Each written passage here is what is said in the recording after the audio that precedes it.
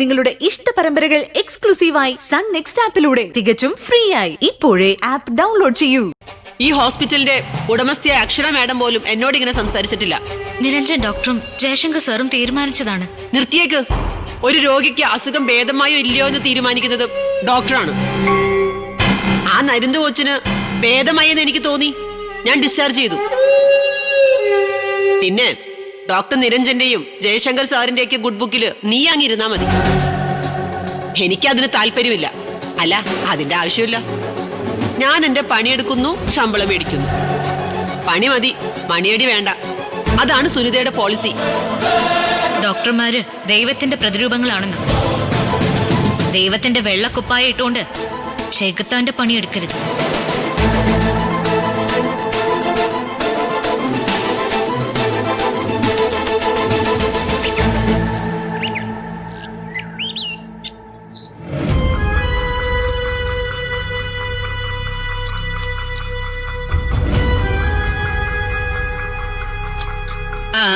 അല്ല ശരത്തുമോനെ, നമ്മുടെ വില്ലയുടെ പണി എവിടെ വരെയായി? മുത്തശ്ശിക്ക് കാണാൻ കൊതിയായി. നമുക്ക് ഒന്നും കൂടി ഒന്ന് പോയാലോ? എന്താ മോനെ? കുടിച്ചോ.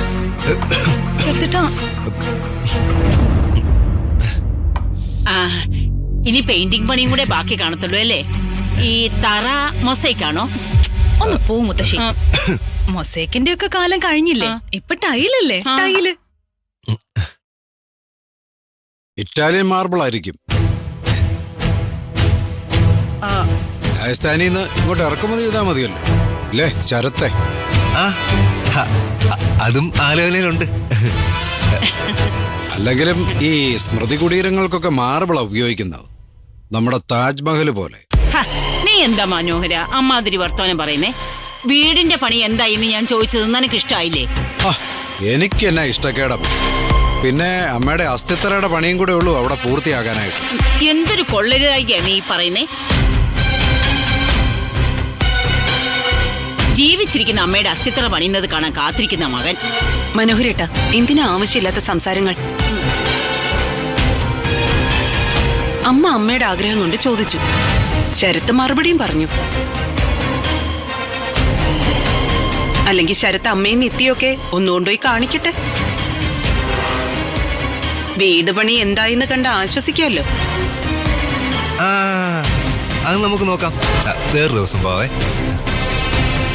പക്ഷെ ആ ദുബായിക്കാരൻ അവിടെ മതിൽ കെട്ടി തിരിച്ചെന്ന് ഞാൻ അറിഞ്ഞല്ലോ. ഏത് ദുബായിക്കാരൻ? അത് മുത്തശ്ശി, നമ്മുടെ വില്ല കോമ്പൗണ്ടിന്റെ എല്ലാത്തിലും ഉടമസ്ഥനുണ്ടല്ലോ, അയാളാ ആ ദുബായിക്കാരൻ. വേറൊന്നുമല്ല, അയാളും കമ്പനിയും ചേർന്ന് മതിൽ കെട്ടുന്നുണ്ട്. അതൊരു കോളനിയാണല്ലോ. അമ്മയ്ക്ക് ഇപ്പൊ താമസിക്കാൻ വീടില്ല. പിന്നെ അമ്മയ്ക്ക് അസ്ഥിത്തറ പണിയാനാണെങ്കിൽ ഇവിടെ പറമ്പിൽ ഇഷ്ടം പോലെ സ്ഥലമുണ്ട്. പിന്നെ എന്തിനാ അമ്മ ഇത്രയും വെപ്രാളപ്പെടുന്നേ? ഇനി മേലിൽ നീ അസ്ഥിത്തറ എന്നൊരു വാക്ക് പറഞ്ഞാലുണ്ടല്ലോ, എനിക്കിപ്പോ സൗകര്യമില്ല ചാവാൻ. ആയിക്കോട്ടെ, നല്ല കാര്യം. ഞാൻ ശരത്തിനോടൊരു കാര്യം പറയാനിരിക്കുവായിരുന്നു. എന്താച്ചാ? എന്തേലും രഹസ്യമാണെങ്കിൽ നമുക്ക് മാറി സംസാരിക്കാം. എനിക്ക് അങ്ങനെ രഹസ്യമൊന്നും ഇല്ല ശരത്തെ. എല്ലാവരുടെയും മുമ്പിൽ വെച്ച് മുഖത്ത് നോക്കി കാര്യം പറയുന്നതാണല്ലോ നല്ലത്. ശരത്ത് ഒരു അവധി പറഞ്ഞ് എൻ്റെ കയ്യിൽ നിന്ന് കുറച്ച് പണം വാങ്ങിച്ചില്ലായിരുന്നു. ഞാൻ പലിശക്കെടുത്ത പണം കൂടെ ഉണ്ടായിരുന്നു. പിന്നെ ഇവിടുത്തെ എല്ലാവരുടെയും സ്വർണ്ണാഭരണങ്ങൾ. അതെ, സത്യമാണ്. എന്തിനാ അച്ഛാ അതിപ്പോ പറയുന്നേ? നമ്മുടെ വീടിന് വേണ്ടി തന്നതല്ലേ? നീ മിണ്ടരുത്. നീ അഭിപ്രായം പറയാനുള്ള സ്ഥലവും സമയം ഞാൻ പറയാം. കാര്യം നിങ്ങൾ വീട് മേടിക്കുവോ, ശരത്തിന്റെ പേരിൽ എഴുതുവോ, എന്റെ മകളുടെ പേരിൽ എഴുതുവോ, താമസിക്കുവോ, എന്താന്ന് വെച്ചാ ചെയ്തു. അതൊക്കെ നിങ്ങളുടെ കാര്യം. നിങ്ങളുടെ പേരിലെ കോടികൾ വിലയുള്ള ഈ കോടികൾ അങ്ങനെ ഒരു വില്ല സ്വന്തമാക്കുന്നതിൽ എനിക്ക് സന്തോഷവും. ശരത്തും എൻ്റെ മോളും അവിടെ ഉമ്മറത്തിരുന്നു നാട്ടുകെട്ടിൽ ആടുന്നത് കാണാനും എന്നെ അതിന്റെ ഉമ്മറത്തെ ചാരുകസേരയിൽ ഇരുത്തി പത്രം വായിപ്പിക്കുന്നതും ഒക്കെ എനിക്ക് ഭയങ്കര ഇഷ്ടമാണ്. ഓ, ഓർത്തിട്ട് ദേ പാർവതി, ദേ ഒളിരു പോരുക. പക്ഷെ ആ പണവും സ്വർണവും ശരത്ത് എനിക്ക് തിരിച്ചു തരണം. കാരണം ചെറിയ പലിശക്കല്ല ഞാൻ ആ പണം എടുത്തിരിക്കുന്നത്. ഇല്ലെങ്കിൽ പലിശക്കാർ ഈ വീട്ടിൽ കയറി ഇറങ്ങി നിരങ്ങും. അല്ലച്ചാ, പലിശ എടുക്കാൻ ഞാൻ പറഞ്ഞില്ലായിരുന്നല്ലോ. അത് ശരി, നല്ലൊരു ന്യായം. നമ്മുടെ വീടിന്റെ പുറകില് പണം കായ്ക്കുന്ന മരം ഒന്നും ഇല്ല ശരത്തെ, പിടിച്ച് കുലുക്കാൻ. ആ, നാളെ കൃഷി ഓഫീസിൽ പോകുമ്പോൾ ഞാനൊന്ന് ചോദിച്ചു നോക്കാം, അത്തരം മരത്തിന്റെ തൈ വല്ലതും ഉണ്ടോ. ആ, അപ്പൊ പിന്നെ കാര്യം എളുപ്പമാവൂല്ലോ. അച്ഛൻ എന്തിനാ ശരത്തേട്ടനെ ഇങ്ങനെ പുച്ഛിച്ച് സംസാരിക്കുന്നേ? ആ, പുച്ഛിച്ചൊന്നും പറഞ്ഞില്ല. പണം വലിയ പലിശക്ക് എടുത്തതാ. ഇനി പലിശ കൊടുക്കാൻ എന്നെ കൊണ്ടാവത്തില്ല. ഇനി എവിടെയെങ്കിലും ജോലിക്ക് പോവാന്ന് വെച്ചാ അതിനുള്ള ശക്തിയുമില്ല, അതിന് താല്പര്യവുമില്ല. ആയ കാലത്ത് ആകുന്നത്ര അധ്വാനിച്ചതാ. പിന്നെ ചോദിക്കുമ്പോ പണം തരാൻ നോട്ടടിക്കുന്ന കമ്മട്ട എവിടെയല്ല ഇരിക്കുന്നത്. കൂടുതൽ സംസാരിക്കാൻ എനിക്ക് താല്പര്യമില്ല. സംസാരിച്ച് ബന്ധങ്ങൾ വെറുതെ വഷളാക്കണ്ടല്ലോ. അപ്പൊ ഏറ്റവും അടുത്ത് തന്നെ ആ പണത്തിന്റെ സ്വർണത്തിന്റെ കാര്യത്തിൽ ഒരു തീരുമാനം ഉണ്ടാക്കണം.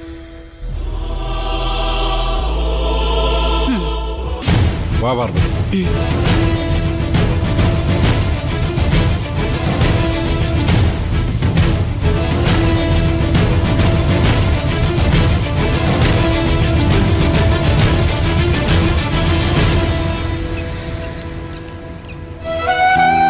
ഒന്നും പേടിക്കണ്ട, ഹൃദയം നല്ല മിടുക്കനായിട്ടിരിക്കുക. പിന്നെ മരുന്ന് മുടക്കരുത്. പൈസയുടെ ബുദ്ധിമുട്ടുണ്ടോ സാറേ? ഇങ്ങോട്ടുള്ള വരവ് ഇടയ്ക്കിടെ മുടങ്ങുന്നത്, അല്ലാതെ വരാൻ ആഗ്രഹമില്ലാഞ്ഞിട്ടൊന്നുമല്ല. ഈ ആശുപത്രിയിൽ പണമില്ലാത്തതിന്റെ പേരിൽ ആർക്കും ചികിത്സ കിട്ടാതിരിക്കില്ല. ഏത് സമയത്തും ധൈര്യമായിട്ട് വരാം. ഇന്ന് മരുന്നിന് പൈസ ഒന്നും കൊടുക്കണ്ട. ആ, ദേവിക വേണ്ടത് ചെയ്തേരും. ഞാൻ വേണ്ടത് ചെയ്തോളാം ഡോക്ടർ. വരൂ. ആ സ്വാമി, എന്തായി ബഷീറിനെ കണ്ടോ?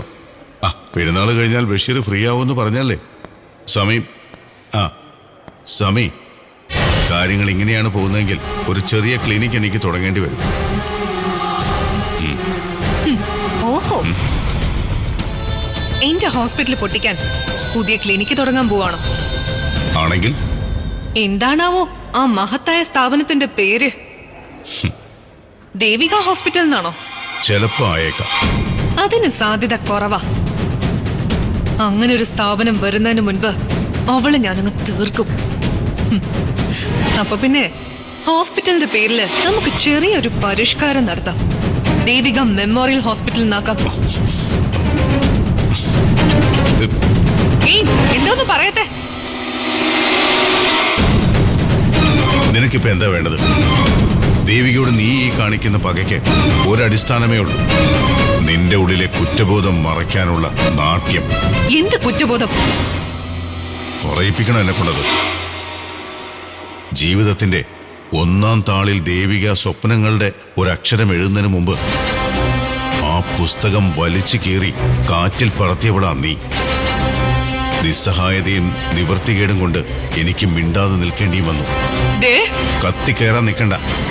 എടുപ്പൂതിരെ പോലെ ഇപ്പൊ ഇങ്ങോട്ട് പാഞ്ഞു കയറി വന്നതിന്റെ കാര്യം പറയും. നമ്മുടെ ഫാർമസിയിൽ നിന്നുള്ള സൗജന്യ മരുന്ന് വിതരണം നടക്കില്ല. ഞാൻ നടത്തിക്കോളാം. ഞാൻ സമ്മതിക്കത്തില്ല. നിന്റെ സമ്മതം എനിക്കെന്തിന്?